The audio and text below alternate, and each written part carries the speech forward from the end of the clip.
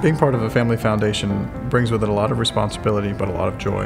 Being able to carry on a legacy that's been handed down not only from my father, but from his father, and representing the passion of my family makes me feel like I'm making a difference on behalf of my entire family. My dad was born in the United States to very poor Spanish immigrants who immigrated into the Tampa Bay area to work in the cigar factories.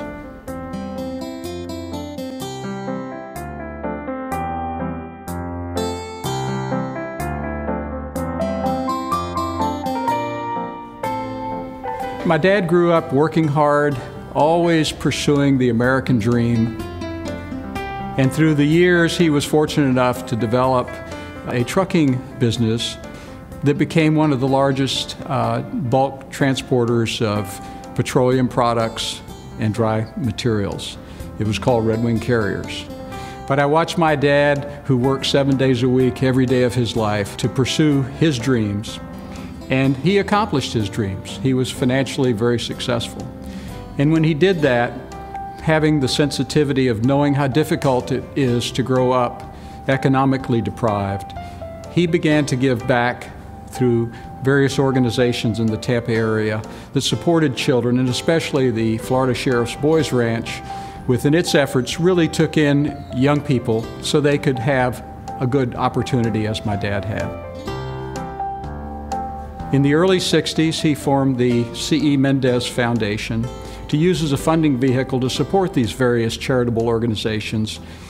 It was in the late 60s that he unfortunately died at a very early age, and I was charged with helping to oversee the activities of the Mendez Foundation, which, by the way, at the time we were a very small organization.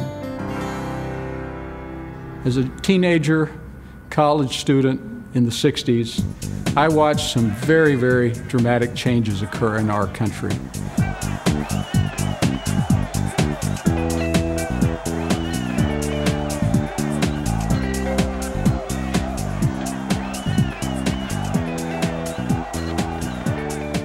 I saw where young people went from living what I thought to be reasonably healthy lives to often participating in some extreme behaviors and participating in things that I thought to be rather unhealthy.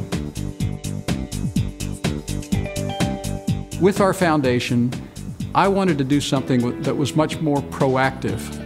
If we provided kids good information about drugs, alcohol, tobacco, presented that to them with a very powerful and stimulating role model, we too could make a difference in these child's lives. And if nothing else, at least by having good information and having somebody to motivate them, I felt that that was the path that we should follow. I found some people who I thought could help us execute on that. I found some professional educators, and I asked them to buy into my vision with me, which they did. And with their leadership and with their skills and with their passion as well, we began the development of our drug prevention education programs, which today we call Too Good for Drugs. In 1979, we went to the Hillsborough County school system in Tampa, Florida, and we asked them if we could take our program in and teach sixth graders. Those years were very critical, psychologically, I guess physiologically. We started with sixth grade because sixth grade is the last year of elementary school. It's the year before they are going into junior high and having to make tough decisions, and we wanted them equipped with the skills they needed to make those decisions. You folks need me. I'm glad I'm here. Your body is the neatest machine you're ever going to know. If they leave our company not remembering that THC is the active ingredient in marijuana, that's not an issue with me. As long as they leave our company with the idea that it's really neat to take care of your body and you don't put chemicals in it of any kind.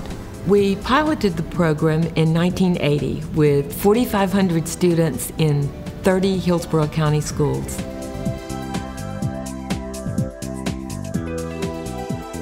In 1981, we hired full-time prevention specialists so we could provide this program in the entire county. In the early 80s, there truly was a drug epidemic. In 1983, a film crew came to Tampa to film a documentary called Epidemic: America Fights Back. They highlighted the prevention education programs that we were doing here in Tampa because this was one of the first programs across the country, and it was also one of the most successful. And that takes us here, Tampa, Florida, the 15th largest school system in America, and their drug education program is one of the best. The curriculum was designed and funded in 1978 by the Mendez Foundation in Tampa. This year, it will be taught to every child in the 6th grade, 10,000 students, followed up by a refresher course 3 years later when these children go into the 9th grade. Does that mean Tampa has solved the problem of kids, drugs, alcohol? No, not yet, but they're working on it. When the documentary was shown across the country, people were looking for solutions, and they looked to Tampa for some of the solutions to those drug problems. By 1984, we were meeting these needs. We were training teachers across the country to deliver our programs in their districts. A highlight of 1993 was a visit from President Clinton. 25 excited children met Air Force One to present President Clinton with a Too Good for Violence t-shirt. By 1999, our theater productions were going strong. Elementary school children were learning basic prevention skills in a really fun way. Along with our school-based drug education program, we realized that students needed education in the community as well. We formed a partnership with the City of Tampa and with the Governor's Office to provide after-school and summer activities to 18 City of Tampa recreation centers. An important prevention strategy is kids teaching other kids. The Summer Parks program gave us the opportunity to implement this successful strategy. Our efforts were rewarded with numerous recognitions, such as the Department of Education What Works Clearinghouse, the American Medical Association, the Department of Children and Family Exemplary Programs, and Model Program designation. As we move into the future, we're looking for other areas to improve the lives of children, and nutrition education is a natural step for us.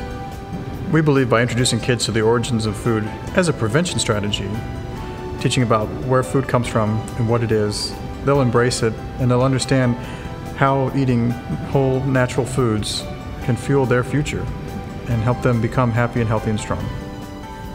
And that's the whole package. Drug prevention, violence prevention, and nutrition education. Those are all the pieces a child needs to live a happy and healthy life. In a world full of happy, healthy kids, that's our vision and our ongoing mission. Everything we do is for the kids. In the classroom, in the community, with the families. I guess it really does take a village to raise happy, healthy kids.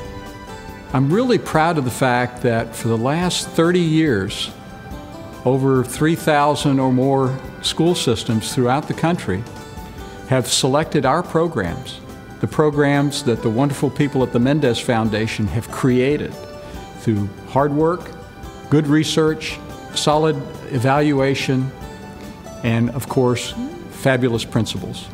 At the end of the day, it really is all about the kids. It was for my grandfather, it is for my father, and it is for me.